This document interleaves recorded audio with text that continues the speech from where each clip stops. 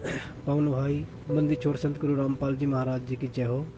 पवन भाई सत साहेब, पवन भाई एक छोटी सी शंका है। हमने पवन भाई आपका सत्संग सुना था कल रात को, एक भगत से आप सत्संग कर रहे थे। उस भगत ने एक सवाल पूछा था आपसे। वो सवाल था, भगत जी जैसे कनक में हम दवाई रखते हैं और वो रखनी नहीं है हमने, पर पवन भाई हम एक जिम्मेदार के पास लगे हुए हैं, तो हमें जिम्मेदार कहता है भाई दवाई रख दो, हमें रखनी पड़ती है। और खेत में जैसे कीड़े कीड़े मकोड़े का जो भी हम सपरा करते हैं दवाई का, वो भी हम करते हैं। तो पवन भाई थोड़ा समस्या का समाधान बताइए, क्या करना होगा हमें। बड़ी मुश्किल से परमात्मा की कृपा हुई है हमको, कोई ऐसी भूल चूक ना हो जाए जिससे हमसे परमात्मा दूर हो जाए, कोई ऐसी गलती ना कर बैठे। बड़ी मुश्किल से तो परमात्मा की दया हुई है पवन भाई, थोड़ा इस बात का समाधान दें हमें। हम थोड़ा आगे फिर अपना कुछ सोचें या कुछ फिर अपना विचार करें, भी गिरनी नहीं करनी है, कुछ बताएं पवन भाई। सत साहेब पवन भाई। बंदी छोड़ सतगुरु रामपाल जी महाराज जी की जय हो। सतसाई भगत जी, देखिए बड़े भैया, आपने जो सवाल किया है उसका जवाब तो परमेश्वर दास को निमित्त बनवा के आप जी को दिलवा देंगे, लेकिन उस जवाब के ऊपर अमल करना, उस जवाब को मानना या ना मानना, वो आपके अपने ज्ञान आधार के ऊपर निर्भर करता है। और दास ने पहले भी जिक्र किया था परमेश्वर के ज्ञान आधार से कि इस भक्ति मार्ग में केवल वही नियम नहीं है जो नियम हमें नाम दीक्षा के समय दिए जाते हैं। जैसे प्रथम नाम के समय परमेश्वर हमें 11 नियम देते हैं, सतनाम के बाद हमें 34 नियम दिए जाते हैं। तो इस भक्ति मार्ग में केवल यही नियम नहीं है। इस भक्ति मार्ग में जब आप ज्ञान की गहराई में जाओगे और परमेश्वर के द्वारा कहे गए सत्संगों पे, उनके वचनों पे जब अमल करना शुरू करोगे तो आपको कदम कदम पे एक नया नियम दिखाई देगा, एक नया नियम आपको दिखाई देगा इस भक्ति मार्ग पे। और आपने जो सवाल किया है वो आपने क्यों किया? वो आपने इसलिए किया क्योंकि परमेश्वर की सत्य भक्ति अपनाने के बाद आपकी आत्मा ने आपको चेताया कि भाई अपनी रोजी रोटी के लिए, अपने स्वार्थ के लिए आप किसी की हत्या नहीं कर सकते, आप जीवों की हत्या नहीं कर सकते, अपने स्वार्थ के लिए। तो भगत जी, इसका जो समाधान है, इसका समाधान यही है कि जिस व्यक्ति को परम पूज्य सतगुरु रामपाल जी महाराज जी का ज्ञान हो जाएगा और जो उनके तत्व ज्ञान को ध्यान से सुनता है, गहराई से सुनता है, तो उस तत्व ज्ञान में परमेश्वर ने बताया कि एक भगत को अपने गुरुदेव से क्या मांगना चाहिए। सबसे पहले तो भगत को अपने गुरुदेव से यही मांगना चाहिए कि भक्ति दान मोहे दीजियो देवन के देवा हो। सबसे पहले तो भगत ने हमेशा अपने परमेश्वर से, अपने सतगुरु से केवल भक्ति ही मांगनी चाहिए कि हे परमेश्वर, दास को इस काल लोक में भक्ति करवा देना मालिक, दास को मर्यादाओं में रखना परमात्मा, हर समय दास के शीश पे अपना पंजा बनाए रखना परमात्मा। ये भव सागर है, यहाँ बहुत गहरा उलझेड़ा है परमात्मा, आपकी विशेष रजा के बिना यहाँ से जीव का निकलना तो बहुत दूर की बात है, इस भक्ति पे 2 कदम चलना भी दूभर है। तो परमेश्वर आप अपने दास पे विशेष अपनी मेहर रखना। और उसके बाद भगत क्या मांगेगा? उसके बाद परमात्मा ने कहा कि भगत को अपने जीवन उपार्जन के लिए, अपनी रोजी रोटी के लिए केवल परमात्मा से यही प्रार्थना करनी चाहिए कि साईं इतना दीजियो जामे कुटुंब समावे, हम भी भूखे ना रहें अतिथि न भूख हो जावे। कि हे परमात्मा, आपने अपने दास को यह अनमोल ज्ञान देके सब कुछ समझा दिया परमात्मा, और इस ज्ञान को लेने के बाद और जिस जिस आत्मा के अंतःकरण में परमेश्वर सतगुरु रामपाल जी महाराज जी का तत्व ज्ञान उतर जाता है, उसके बाद उस भगत को यह भी मालूम पड़ जाता है कि परमेश्वर की एक और भी वाणी है कि यो गुरु ज्ञान विज्ञान वाणी जीवित ही जग में मरो। गुरु जी का जो ज्ञान है, जो विशेष ज्ञान है, जो विज्ञान है, तत्व ज्ञान है, वो कहता है कि अब भगत को जीवित ही मरने की रिहर्सल करनी पड़ेगी। और जीवित मरने के विषय में परमात्मा ने बताया, यहां की जो सांसारिक इच्छाएं हैं जो केवल हमें काल जाल में ही अधिक फंसाती हैं, हमें उनसे पीछे हटना पड़ेगा, हमें उनसे दूर हटना पड़ेगा। उसको जीवित मरना कहते हैं। गुरुदेव ने बताया जैसे आपका पड़ोसी 4 व्हीलर ले आता है, या आपका पड़ोसी कोई बहुत अच्छी फैक्ट्री लगा लेता है, बहुत अच्छा पैसा कमा रहा है, तो उस पड़ोसी को देख के यदि हमें ज्ञान है तो हमने अपने मन में जैसी सांसारिक भोग विलासिता की वस्तुएं उसके पास में है, उनको प्राप्त करने की इच्छा हमारे अंदर उत्पन्न नहीं होनी चाहिए। उसी को जीवित मरना कहते हैं। तो उसके बाद परमात्मा ने बताया कि दूसरी बात केवल परमात्मा से हमारे को यही मांगनी है कि साईं इतना दीजिए जिसमें कुटुंब समावे, और हम भी भूखे ना रहें, साधु न भूखो जाओ। तो भगत जी फिर आप ये बताइए, फिर जीव हत्या करने वाली बात आ कहां जाएगी? आज आप किसी जमींदार के वहां पे मजदूर बन के मजदूरी कर रहे हैं, आपको महीने का 10 से 15 हजार रुपए में मिल जाता होगा, और आप वहां पे पाप कितने कमा रहे हैं?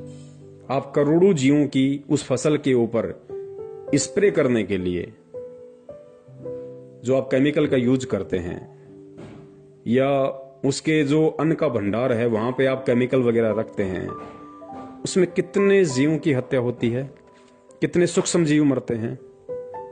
भगत जी वो पाप किसको लगेगा? वो पाप हमें लगेगा। उसको तो लगेगा ही लगेगा, लेकिन वो पाप हमें भी लगेगा, क्योंकि हम अपनी रोजी रोटी के लिए, अपने स्वार्थ के लिए, अपने पेट पालन के लिए हम दूसरे जीवों की हत्या का पाप अपने सिर पे रख रहे हैं।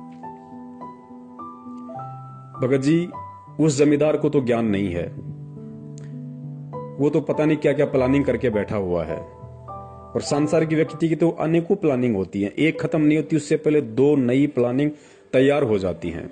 लेकिन हम भगत हैं, और परमात्मा ने बताया कि रोजी रोटी का कोई एक ही तरीका नहीं है। यहां पे अरबों खरबों की संख्या है दुनिया में, सभी लोग थोड़े ना कोई स्प्रे करके अपना पेट भरते हैं। परमात्मा ने हर किसी को हर प्रकार का व्यवसाय दिया हुआ है। अब मान लीजिए भगत अगर पहले कोई कसाई का काम करता था, तो नाम लेने के बाद वो कसाई का काम थोड़ी करेगा, उसको उस काम को चेंज करना होगा भाई, परमात्मा से प्रार्थना करके आगे बढ़ना होगा। और भक्ति के लिए जो व्यक्ति गलत रास्ते को छोड़ता है, उसके लिए परमात्मा 10 नए रास्ते खोल देता है। तो भगत जी अब हमने जब परमेश्वर का ज्ञान हो गया, तो उसके बाद में ये जो कर्म है, जो अपनी रोजी रोटी के लिए, अपने पेट पालन के लिए जो फसल के ऊपर स्प्रे किया जाता है, ताकि कोई भी कीड़े, कोई भी जीव जंतु फसल को हानि ना करें, नुकसान ना करें, वो भगत जी पाप की श्रेणी में आता है। और देखिए परमात्मा ने इस भक्ति मार्ग में बताया कि जानबूझ की इच्छा कर मारे नहीं, और बिन इच्छा मर जाए, कहे कबीर तास का पाप नहीं लगाए। गुरुदेव ने बताया कि इस भक्ति मार्ग में आने के बाद कोई भी भगत जानबूझ के किसी को भी ना तो परेशान करेगा, ना उसकी हत्या करेगा। और अनजाने में यदि भगत से किसी की हत्या हो जाती है तो उसका दोष भगत के ऊपर नहीं लगता। हालांकि गीता जी का ज्ञान बहुत ही अटल है, और गीता जी के ज्ञान में कहा गया है कि जीव जैसा कर्म करता है वैसा उसको उसका भोग भोगना पड़ता है। लेकिन परमेश्वर की भक्ति में आने के बाद थोड़ी सी परमात्मा हमें राहत दे देते हैं, क्योंकि हम भगत बन गए, परमेश्वर की सत भक्ति कर रहे हैं, सत मंत्रों का हम जाप कर रहे हैं। तो उसमें होता क्या है, गीता जी का जो विधान है वो सबके ऊपर समान रूप से लागू है। गीता जी में जो कह दिया वो परमेश्वर का ज्ञान है। परमेश्वर का ज्ञान चाहे जगत हो चाहे भगत हो, सबके ऊपर समान रूप से लागू है। अब गीता जी में कहा गया है कि जो जैसा करेगा वैसा अपना भोगेगा, वैसा ही अच्छा करेगा तो उसको अच्छा मिलेगा, बुरा करेगा तो उसको बुरा मिलेगा। भगत के ऊपर भी यही लागू है। लेकिन भगत को परमात्मा ने ऐड दे दी, राहत दे दी, भगत को परमात्मा ने समाधान दे दिया, पर भगत को परमात्मा ने सच्चा नाम दे दिया। अब जैसे हम सारा दिन अपनी रोजी रोटी के लिए भटकते हैं, और परमेश्वर कहते हैं कि पृथ्वी ऊपर पगजो धारा करोड़ जीव एक दिन में मारे, कि एक व्यक्ति जब अपने घर से रोजी रोटी के लिए निकलता है तो 1 करोड़ जीवों की हत्या करके शाम को वापस लौटता है, सूक्ष्म जीवों की। अब वो कर्म जगत वालों पे लागू है, और वो कर्म हम भक्तों पर भी लागू है। लेकिन परमात्मा ने उसके निवारण के लिए हमारे को ये राहत दे दी 2 प्रकार की। पहली रात तो ये कि रोजी रोटी के लिए जब हम कहीं जा रहे थे तो उन जीवों की हत्या करना हमारा मकसद नहीं था, तो वो अनजाने में हुए पाप है। इसलिए परमात्मा उन अनजाने में हुए पाप कर्मों की, हत्याओं की हमें समय याचना देता है। और उसके बाद भी यदि हमें किसी प्रकार का कोई दोष रहता है तो फिर परमात्मा ने हमारे को वो साबुन दे रखा है, पाप कर्म रूपी जो कपड़ा है उसको साफ करने के लिए फिर परमात्मा ने हमारे को सच्चा नाम दे रखा है। उस सच्चे नाम के सुमरण से फिर वो पाप कर्म धुल जाते हैं। लेकिन जगत वालों के ऊपर ऐसा कुछ नहीं है, उनको तो भोगना ही पड़ेगा, क्योंकि ना तो वो परमात्मा की शरण में है ताकि परमात्मा उसको ये राहत दे सके कि भाई अगर अनजाने में तेरे से कोई गलती हो गई तो उसको मैं क्षमा करूंगा, क्योंकि जगत वाले परमात्मा की शरण में नहीं है, इसलिए उनको ये राहत भी नहीं है। और ऊपर से उनके पास कोई सतनाम भी नहीं है, सच्चा नाम भी नहीं है, परमात्मा की शरण भी नहीं है, तो जगत वाले तो हर तरीके से पाप में ही गल रहे हैं। लेकिन हम भक्तों को परमात्मा ने अनजाने में हुए या धोखे से यदि हमारे साथ किसी ने कोई छलबल किया है तो उसका पाप कर्म हमारे ऊपर नहीं लगता है, ये परमेश्वर ने हमें राहत दे दी।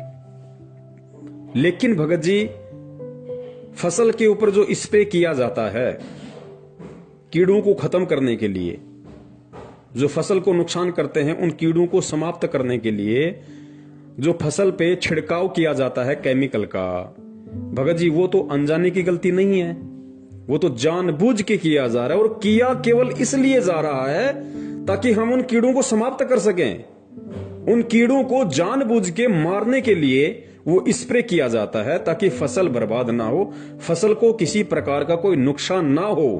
तो भगत जी ये अनजाने की गलती नहीं है, ये जानबूझ के की जा रही गलती है। और भगत होने के बाद यदि जानबूझ के भगत गलती करेगा तो जिस प्रकार परमात्मा ने अनजाने की गलती के लिए भगत को माफ करने की बात कही है, उसी प्रकार इस भक्ति में आने के बाद में जानबूझकर की गई गलती की सजा भगत को जगत से कई गुना ज्यादा मिलती है।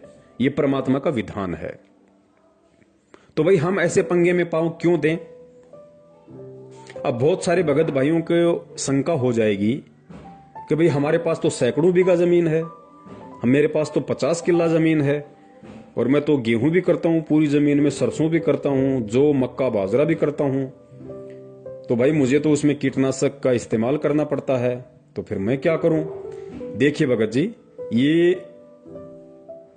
सतगुरु रामपाल जी महाराज जी की सत भक्ति है, और इस भक्ति में सबसे पहले हमने भगत बनना पड़ेगा, साधु बनना पड़ेगा। और साधु बनने के लिए सबसे पहले हमें अपनी इच्छाओं को सीमित करना पड़ेगा। जब हम अपनी इच्छाओं को सीमित करेंगे तो भले ही मेरे पास में 50 किला जमीन हो, अगर मैंने अपनी इच्छाओं को समाप्त करना शुरू कर दिया है, अपनी फालतू की इच्छाओं को वश में करना शुरू कर दिया है, तो मुझे 50 किला जमीन में गेहूं उत्पादन करने की कोई आवश्यकता नहीं है। मुझे केवल उतना ही अन्न उत्पादन करने की आवश्यकता है जितना अन्न मेरे जीवन उपार्जन के लिए पर्याप्त है। बाकी यदि मैं अन्न उपार्जन करूंगा भगत होके तो मुझे केमिकल का स्प्रे भी करना पड़ेगा।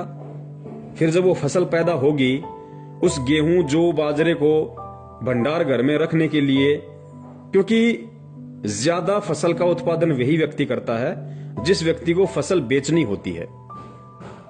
और बहुत सारे जो बड़े बड़े जमींदार होते हैं वो साल भर के लिए स्टॉक कर लेते हैं, और स्टॉक करेंगे तो उनको जाहिर सी बात है, उनको पता है कि भाई इसमें ये फसल बर्बाद होने की आशंका ज्यादा है, उसमें कीड़े वगैरह लगने की आशंका ज्यादा है, तो फिर वो केमिकल वगैरह का उसमें छिड़काव कर देते हैं, स्प्रे कर देते हैं, या और बहुत सारी जैसे कोई एल्ड्रिंग वगैरह आती है उसमें एल्ड्रिंग वगैरह रख देते हैं।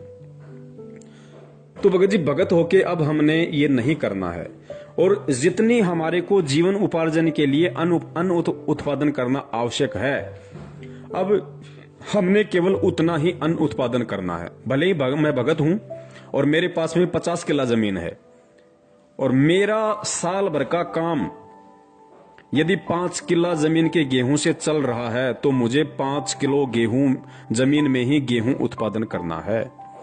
बाकी आप किसी को बटाई पे दे सकते हो, हिस्से में दे सकते हो, हिस्सेदारी में दे सकते हो, ताकि वो भी बेचारा अपने परिवार का पेट पाल ले और उसका कुछ प्रतिशत आपको भी मिल जाए।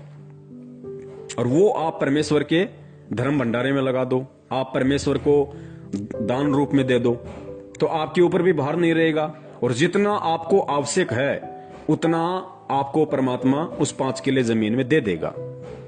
वरना आप ज्यादा उत्पादन करोगे, ज्यादा उत्पादन करने के लिए फिर आपको सारी व्यवस्था करनी पड़ेगी, जो केवल हमें पाप का ही भागी बनाएगी। और दूसरी बात भगत जी, अब हम परमात्मा के भगत हैं, परमात्मा के बच्चे हैं, और अब भी यदि हम इन चीजों की इच्छा लेके यदि हम इस तरीके से संचय करेंगे तो भगत जी फिर हम कहीं ना कहीं हम परमात्मा की मर्यादाओं से दूर हैं।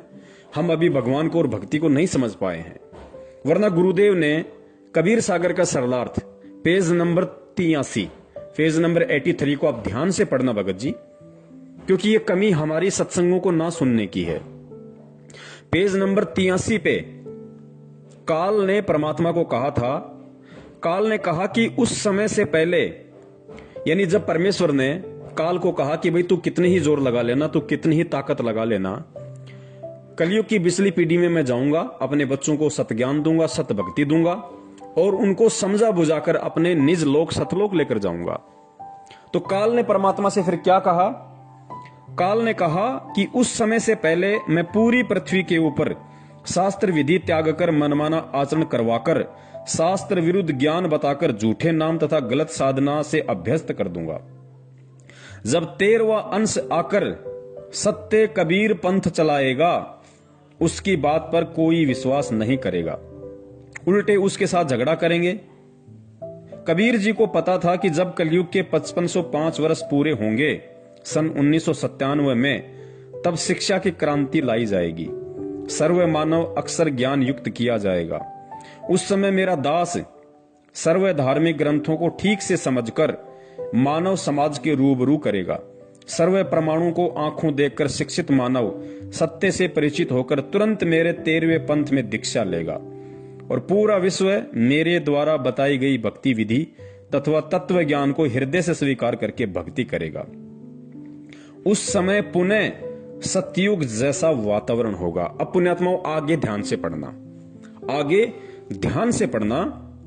परमेश्वर ने कहा कि जब 13वें पंथ में मेरे से कोई भी आत्मा नाम दीक्षित होगी, अर्थात जब से परमात्मा सन 1994 से नाम दीक्षा दे रहे हैं, जब से 13वां पंथ चला है सन 1994 से, उसके बाद सतगुरु रामपाल जी महाराज जी से जो भी भगत भाई बहन नाम दीक्षित होंगे और 13वें पंथ में आ जाएंगे, उनकी शरण ग्रहण कर लेंगे, उसके बाद उस भगत के लिए परमात्मा ने क्या बताया कि वो कैसे भगत होंगे, कैसा उनका रहन सहन होगा। देखिए ध्यान से पढ़िए। आपसी राग द्वेष, चोरी जारी, लूट ठगी कोई नहीं करेगा। परमात्मा कहते हैं कि 13वें पंथ में आने के बाद, अर्थात सतगुरु रामपाल जी महाराज जी से नाम दीक्षा लेने के बाद क्या होगा? कोई भी भगत आपसे राग द्वेष नहीं करेगा, चोरी जारी नहीं करेगा, लूट ठगी कोई नहीं करेगा, कोई धन संग्रह नहीं करेगा।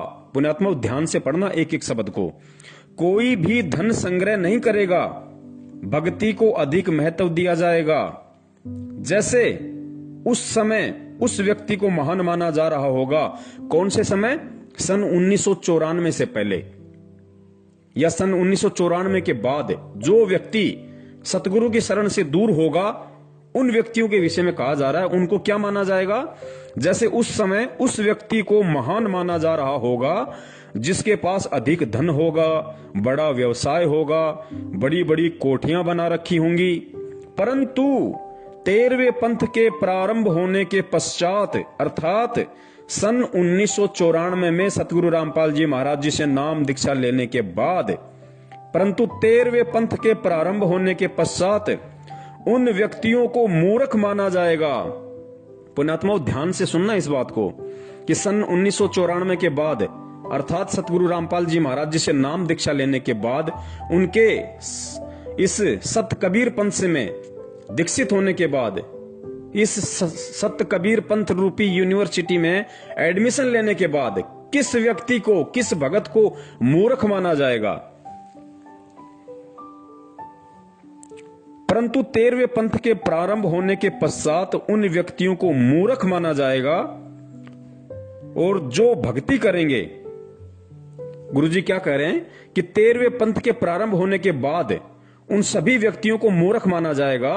जो व्यक्ति आज जैसे हम समाज में देख रहे हैं कि बहुत बड़ा पैसे वाला है, जिसके पास बड़ी बड़ी कोठी हैं, कारें हैं, बहुत बड़ा जमींदार है, पैसे वाला है, आज उनको महान माना जाता है। अज्ञानता के चलते उनका सम्मान किया जाता है। तो परमात्मा यह कह रहे हैं कि 13वें पंथ से पहले तो इन व्यक्तियों को महान माना जाएगा, परंतु 13वें पंथ के प्रारंभ होने के पश्चात उन व्यक्तियों को मूर्ख माना जाएगा। पुण्यात्माओं, परमेश्वर ने स्पष्ट कर दिया कि 13वें पंथ के प्रारंभ होने के बाद में जब भगत को ज्ञान हो जाएगा तो उन व्यक्तियों को मूर्ख माना जाएगा, और जो भक्ति करेंगे सामान्य मकान बनाकर रहेंगे, उनको महान, बड़े और सम्मानित व्यक्ति माना जाएगा।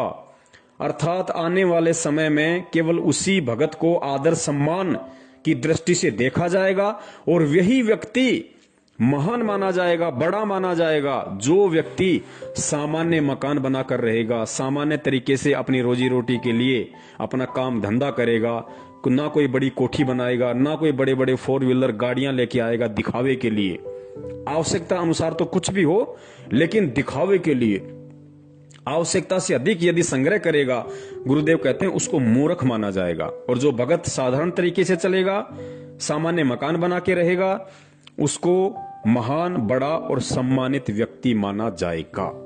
तो पुण्यात्माओं, अब आप बता दीजिए, क्योंकि ज्यादा अनाज वही व्यक्ति, वही भगत पैदा करेगा जो उसको मार्केट में बेचना चाहेगा, और मार्केट में वो भगत उसको उसी समय बेचेगा जब उसका दाम मार्केट में बढ़ जाएगा।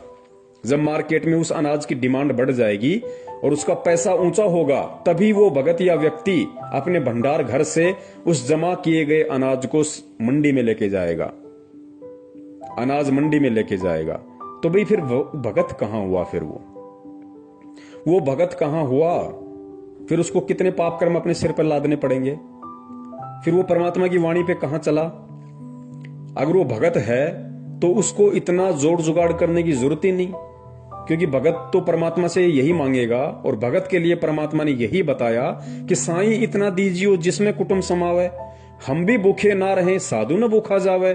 तो 100 किल्ला जमीन में फिर उस भगत को अनाज पैदा करने की जरूरत कहां पड़ गई? फिर 100 किल्ला जमीन में अनाज पैदा करते समय उसको स्प्रे करने की जरूरत कहां पड़ गई? फिर उसको उस अनाज को भंडार घर में जमा करने की जरूरत कहां पड़ गई? फिर उसको ऊंचे दाम होने पे अनाज मंडी में बेचने की जरूरत कहां पड़ गई? और जब वो उस अनाज को बेचेगा, लाखों में जब पैसा उसके घर में आएगा, फिर उस पैसे का क्या करेगा? वो क्या करेगा? अरे रोजी रोटी के लिए तो उसको एक साल में 12 बोरी बहुत है, उसको 12 क्विंटल अनाज बहुत है उस व्यक्ति को। बाकी का अनाज उसने किस लिए पैदा किया? सिर्फ और सिर्फ पैसा कमाने के लिए, धन कमाने के लिए। वो धन जब उसके घर में आएगा, फिर वो क्या करेगा? वो फालतू के नाटक करेगा, देखा देखी गाड़ी लाएगा, एक कोठी उस लड़के को बना के देगा, एक कोठी दूसरे लड़के को बना के देगा। क्या करेगा वो?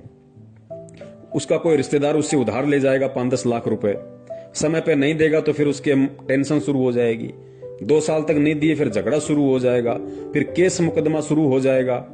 और परमेश्वर कहते हैं कि भाई नौका में पानी बढ़े और घर में बढ़ जा दाम, दोनों हाथ उलटियो यो ही शाणु काम। परमात्मा तो कहते हैं कि भैया इसका संचय करना ही नहीं हमें। हम भगत हैं तो हमने बिल्कुल सादा तरीके से, साधारण तरीके से हमने रहना पड़ेगा, हमने चलना पड़ेगा इस भक्ति मार्ग पे। तो क्यों हम ये सिर पे अपना बोझ धरें? तो बड़े भाई, यदि आप किसी बड़े जमींदार के यहां पे काम कर रहे हैं, मजदूरी कर रहे हैं, तो आपको ये कोई अधिकार नहीं है कि आप अपनी रोजी रोटी के लिए और करोड़ों जीवों की स्प्रे करके हत्या करें। भगत जी, आपको विश्वास होना चाहिए, आप परमात्मा के भगत हैं, आप परमात्मा के बच्चे हैं, और अब आपको विश्वास हो जाना चाहिए कि जिस परमात्मा ने जन्म लेने से पहले मां के गर्भ में 9 महीने तक मुझे आहार खिलाया, मुझे अमी महारस खिलाया, वहां भी परमात्मा ने मेरा पेट पालन किया। और जैसे मां के गर्भ से बाहर आया तो परमात्मा ने जिन मां के स्तनों में दूध का टपका नहीं था, परमात्मा ने वो भी खोल दिए। और फिर जब हमारे दांत आना शुरू हुए, हम रोटी खाने के लायक हुए, तो परमात्मा ने माता पिता के थ्रू उन्होंने हमारी परवरिश की। और जब समझदार हो गए तो परमात्मा ने हमें काम धंधा दिया। तो भगत जी, फिर हमें आज टेंशन क्यों है? आज तो हम सीधे परमात्मा की शरण में हैं, हम सीधे सतगुरु की शरण में हैं। और हमें विश्वास होना चाहिए कि जिस सतगुरु ने, जिस पूर्ण परमेश्वर ने सतगुरु रूप में आके संत रामपाल जी महाराज जी के रूप में प्रकट होके मुझे भक्ति दी, मुझे भजन दिया, जिस परमात्मा ने मुझे भजन दिया वो मुझे भोजन क्यों नहीं देगा? मुझे अवश्य भोजन देगा। भोजन की व्यवस्था भी वो ही करेगा। लेकिन उसके लिए अब हमने भगत जी इस तरह के उल्टे काम धंधे नहीं करने हैं, या ऐसा कोई भी काम नहीं करना जिसमें परमात्मा की मर्यादाओं का हनन होता हो, परमात्मा का विधान टूटता हो। अब यहां पे कुछ भगत भाई उनको और शंका हो जाएगी कि भगत जी हमारे थोड़ी जमीन ज्यादा है, या हमारी जमीन तो ऐसी है, उसमें जब तक हम यदि कीटनाशक का छिड़काव ना करें, यदि हम जब बीज की बिजाई करते हैं तो बिजाई के समय हमने उसमें केमिकल लगाना पड़ता है, एल्ड्रिंग लगानी पड़ती है, ताकि जब वो जमीन में हम बीज डालेंगे ट्रैक्टर के माध्यम से, हल के माध्यम से, तो उसको कीड़े ना लग जाएं। भगत जी अब हमने ये परंपरागत तौर तरीके नहीं अपनाने जगत वाले। जगत के लिए तो ठीक नहीं कह सकते, लेकिन उनको ज्ञान नहीं है इसलिए वो लोग कर रहे हैं। लेकिन हम भगत हैं, अब हमने भगत जी बीज बिजाई के समय हमने किसी भी प्रकार के केमिकल का इस्तेमाल नहीं करना है, ये सोच के कि इससे फसल में कीड़ा नहीं लगेगा। भगत जी देखिए, दास को अच्छे से पता है, दास भी एक किसान परिवार से है। जब हमारे माता पिता खेत में बिजाई वगैरह करते थे बीज की ट्रैक्टर के माध्यम से, तो वो क्या करते थे कि जैसे बीज लेके आए महंगा, और फिर साथ में एक 100 ग्राम की एक एल्ड्रिंग बोला करते थे उसको, एक केमिकल का डब्बा लाते थे, उसको छुपा के रखते थे किसी बच्चे के हाथ न लग जाए, क्योंकि जहर होता है। और जो बीज होता था जमीन में डालने वाला, उस बीज में उसको मिला दिया करते थे अच्छे से मिक्सिंग करके, फिर उसको ट्रैक्टर के माध्यम से जमीन में उसकी बिजाई की जाती थी, ताकि जमीन में कीड़ा ना लगे, उसको अन्न को, उस बीज को कीड़ा ना लगे। और भगत जी जब ट्रैक्टर के माध्यम से वो जमीन में बीजा जाता था, तो बहुत सारे प्रकार के जैसे बगुले होते हैं, चिड़ियां होती हैं, ये उस बीज को खाने के लिए, या जैसे ही कोई कीड़े मकोड़े हल चलते समय ऊपर आ जाते थे, उनको खाने के लिए वो पीछे पीछे चलते रहते थे।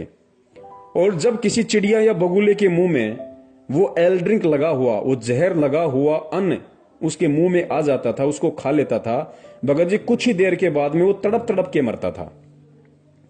तो भगत जी वो दोष किसको लग रहा? हम क्यों ऐसे पंगे में पांव देंगे? अब जगत वाला तो कर सकता है, लेकिन भगत नहीं कर सकता।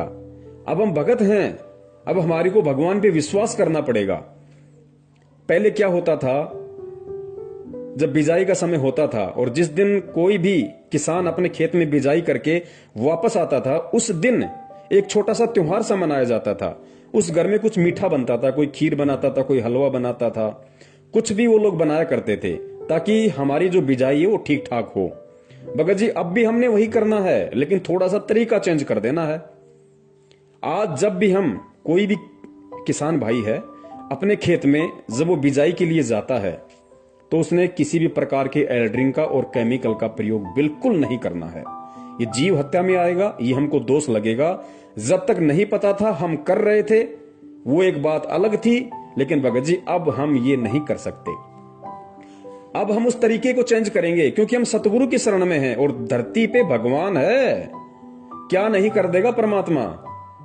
जब उस परमात्मा ने धना भगत के, और इतना बता दिया परमात्मा ने कि धना भगत ने एक दिखावे के लिए और कंकर पत्थर इकट्ठे करके और खेत में बीज दिए, और परमात्मा ने उस कंकर पत्थर से तुम्बे खड़े कर दिए, और तुम्बों के अंदर, जो कि अविश्वसनीय, कोई नहीं कर सकता, दुनिया की कोई साइंस नहीं कर सकती, परमात्मा ने उन तुम्बों के अंदर ज्वार पैदा कर दी, अन्न पैदा कर दिया।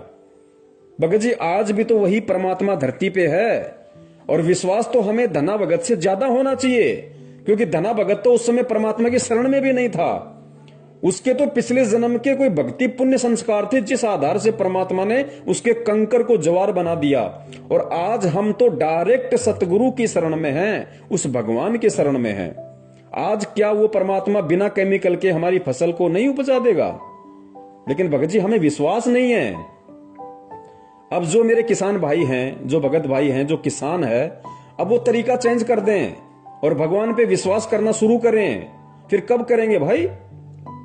आप जब भी अपने खेत में बिजाई के लिए जाओ, भगत जी, अपने घर पे आपने जो दरबार बना रखा है परमात्मा का, भगत जी उस बीज को वहां रखो, मालिक के वहां दरबार पे, परमात्मा के चरणों में रखो उस बीज को नीचे दरबार के, और परमेश्वर से अरदास करो कि हे परमपिता परमेश्वर, आपका दास आपके ज्ञान आधार पे चलते हुए, परमात्मा मैं जीव हूं, मैं नादान हूं, हालांकि मुझे इतना विश्वास नहीं है क्योंकि वर्षों से मैं इसी विधि से ये जहर लगा लगा के जमीन में बीज डाल रहा हूं, लेकिन परमात्मा अब मुझे आपके विधान का पता चल रहा है और मैं आप पे विश्वास करते हुए मेरे परमपिता परमात्मा अब आपका दास खेत में बिजाई के लिए जा रहा है, और परमात्मा आपका दास आपके चरण कमलों में ज्योति हवन का संकल्प करता है।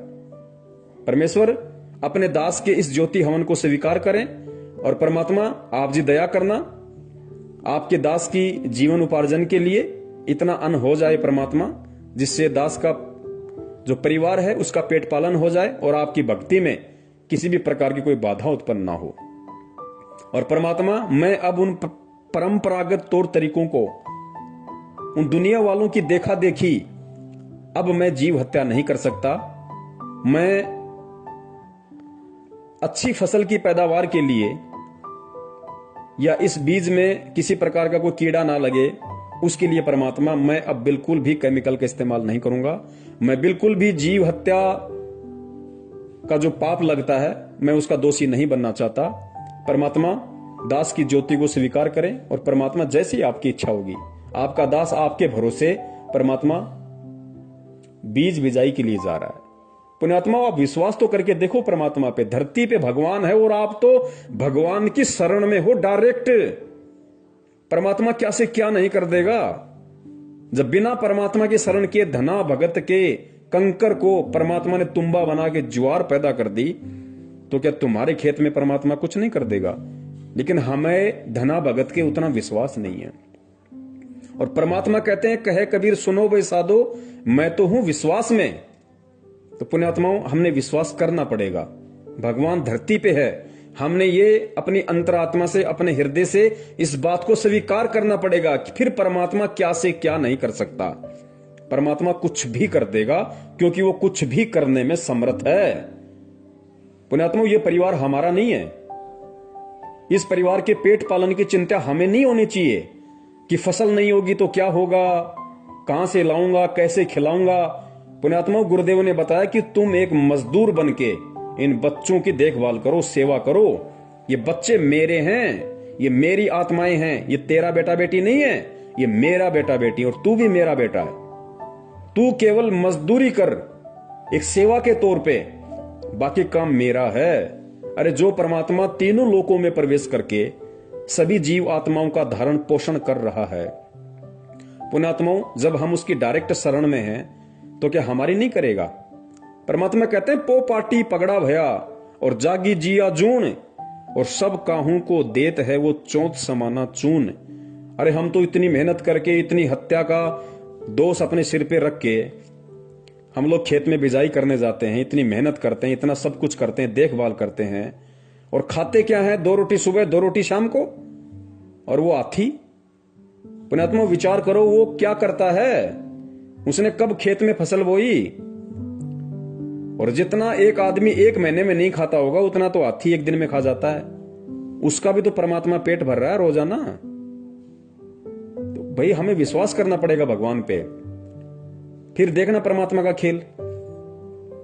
और फिर जो भगत होगा वो केवल इतना ही अन्न उत्पादन करेगा जितना उसके परिवार की, उसके कुटुंब की आवश्यकता होगी, और आवश्यकता के अनुसार करेगा तो उसको भंडार करने की जरूरत ही नहीं। वो सीधा सीधा अपने घर में 8-10 बोरी जो भी होंगी अपना रोजी रोटी के लिए अपना वो रख लेगा, और बाकी को अपना मार्केट में सेल कर देगा, नमक लूण मिर्ची के लिए या अन्य छोटी मोटी आवश्यकता की जो वस्तुएं हैं उसके लिए। यदि उसको अन्न कुछ बचता है तो उसके लिए वो अनाज मंडी में उसको सेल कर देगा, और साल भर का उसको जितना चाहिए उतना वो अपने घर पे रख लेगा। तो साल भर में अनाज का कुछ खराब होता नहीं है, तो हम उस पाप से भी बच गए। और परमात्मा की वाणी पे भी हम चल गए कि साईं इतना दीजिए जिसमें कुटुंब समाव, हम भी भूखे ना रहे, अतीत न भूख हो जाए। तो ये तो था हमारे किसान भाइयों के लिए। और बाकी मेरे जैसे जो भाई बहन हैं, जो अपना रोज खाते हैं, रोज कमाते हैं, उनको तो किसी प्रकार की दिक्कत ही नहीं है ना उनको जमा करना, क्योंकि आटे का 5 या 10 किलो का एक कट्टा आता है, अपना ले आओ, 5 दिन में खत्म, फिर दूसरा ले आओ। तो हमें तो किसी प्रकार की दिक्कत ही नहीं है। तो किसान भाइयों को इस तरीके से इस भक्ति मार्ग पे अब परमेश्वर पे विश्वास करके और दुनिया वालों की देखा देखी, फालतू की चीजों की इच्छा के लिए, या वैसे भी नादानी में जैसे दुनिया पहले जो सारे ये कर्म कर रही थी, एल्ड्रिंग लगा के, केमिकल लगा के बीज की बिजाई करना, फिर फसल के ऊपर स्प्रे करना। पुण्यात्माओं, अब हमने धना भगत जी से ये सीख लेते हुए, और परमात्मा धरती पे है इस बात को अपने हृदय में समा के और मालिक पे विश्वास करके अब हमने चलना पड़ेगा। फिर परमात्मा हमारे से दूर नहीं है, वो सब देख रहा है, वो सब देख रहा है। और परमात्मा कहते हैं साहिब से सब होता है, बंदे से कुछ नहीं। वो राई से पर्वत कर दे, फिर पर्वत से राई। जो परमात्मा पर्वत से राई और राई से पर्वत, मतलब परमात्मा 1 सेकंड में सब कुछ विध्वंस कर दे और अगले ही पल परमात्मा वैसा का वैसा कर दे, उसको कहते हैं राई से पर्वत और पर्वत से राई करना। तो पुण्यात्माओं, परमात्मा हमारे लिए फिर क्या कुछ नहीं कर सकता, और वो यहां पे हमारे लिए ही तो कुछ करने के लिए आया हुआ है। और किस लिए आया परमात्मा सतलोक छोड़ के? आप और हमारे लिए आया हुआ है। हमें वो भक्ति देने के लिए आया है, अपना विधान संविधान बताने के लिए आया है। उस संविधान पे हमारे को चलना कैसे है वो बताने के लिए आया है। और जब हम परमात्मा के हिसाब से चलेंगे, परमात्मा के संविधान पे चलेंगे, तो पुण्यात्माओं फिर परमात्मा क्या नहीं कर देगा? परमात्मा कुछ से कुछ भी कर देगा। तो अब हमने इन सब बातों का पुण्यात्माओं विशेष तौर से ध्यान रखना है। और दास केवल उतनी ही बात आप जियों को कहेगा जो बात परमेश्वर के ज्ञान आधार से है, और जिस बात पे दास खुद भी चलता है। दास केवल वही बात अपने वीडियो के माध्यम से भगत समाज को बताता है जो दास भी अमल करता है। वरना दास को भी परमात्मा के विधान का अच्छे से पता है कि करनी तज कथनी कथ है, अज्ञानी दिन रात, कुत्ते जू भोकत फिरे, सुनी सुनाई बात। तो मैं कुत्ते की शरण में आ जाऊंगा अगर मैं संगत को, मेरे भगत भाई बहनों को सलाह देता रहा, उनका समाधान करता रहा, और मैं खुद यदि उन पॉइंट्स पे अमल नहीं करूंगा, तो पुण्यात्मा फिर मैं कुत्ते की शरण में आ जाऊंगा, परमात्मा मुझे कभी माफ नहीं करेगा। इसलिए दास केवल उतनी ही बात बोलता है और वही सलाह अपने भगत भाई बहनों को देता है जो दास उन पे अमल करता है। अन्यथा दास को कोई अधिकार नहीं है किसी को कोई सलाह देने की। तो पुण्यात्माओं, अब हम भगत हैं और परमात्मा धरती पे है। अब हमने इस तरीके से चलना होगा। और भगत जी, ठीक है, आप किसी जमींदार के वहां पे काम कर रहे हैं, आप उसका ये सीजन तो निकालो, बीच में छोड़ोगे वो भी ठीक नहीं है, किसी को धोखा देना भी गलत है। लेकिन आप जब तक वहां पे काम कर रहे हो और आपके सामने ऐसी नौबत है, तो भगत जी ये सीजन तो आपने उसका निकालना पड़ेगा। और परमात्मा से आप जी प्रार्थना कर करके जब भी आप अपना वो करो, स्प्रे वगैरह कुछ भी आपको करना पड़े, तो अपना जो भी परमेश्वर का आपको नाम मिला हुआ है, आप परमेश्वर के नाम के साथ में और मंगलाचरण के साथ में आप जी ने परमात्मा से प्रार्थना करते हुए, समय याचना करते हुए आपने अपना वो कर्म करना है कि परमात्मा जैसे तैसे करके इसका ये सीजन निकल जाए, उसके बाद ये अपने मैं अपने। और परमेश्वर, मैं रोड पे ठेला लगा के अपना जीवन उपार्जन कर लूंगा, लेकिन इस पाप में पांव दोबारा नहीं दूंगा। तो भाई इस तरीके से हमने बचना पड़ेगा भगत जी, क्योंकि ये सब कुछ काल के दाव हैं।